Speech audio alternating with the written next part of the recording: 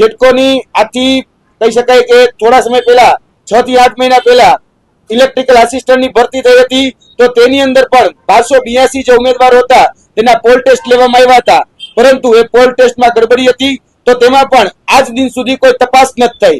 અને આ જે સિલસિલો છે એ સિલસિલો અત્યારે પણ યથાવત છે. આવતીકાલે પીજીવીસીએલ ની અંદર ઇલેક્ટ્રિકલ આસિસ્ટન્ટ એટલે કે હેલ્પરની ભરતી છે. લગભગ જોવા જઈએ તો હજારો વિદ્યાર્થીઓ આ પરીક્ષા આપવાના છે, પરંતુ આ પરીક્ષામાં જેને કહી શકાય કે જવાબદારી સોંપવામાં આવી છે આ પરીક્ષા લેવા માટેની, એ જવાબદાર અધિકારીઓ ક્યાંક ને ક્યાંક પોતાના તાઇફાઓમાં એ વ્યસ્ત છે. અને અત્યારે જુનાગઢની અંદર પીજીવીસીએલ નું કહી શકાય કે તમામ જીબી એન્જિનિયરિંગ એસોસિએશન 27મું ત્રિવાર્ષિક અધિવેશન ચાલુ છે, જેમાં ગુજરાતભરના તમામ એન્જિનિયરો ત્યાં ઉપસ્થિત છે. ડી જેઈ થી લઈ બધા જ એન્જિનિયરો 5000 કરતા વધારે એ લોકો ત્યાં ઉપસ્થિત છે.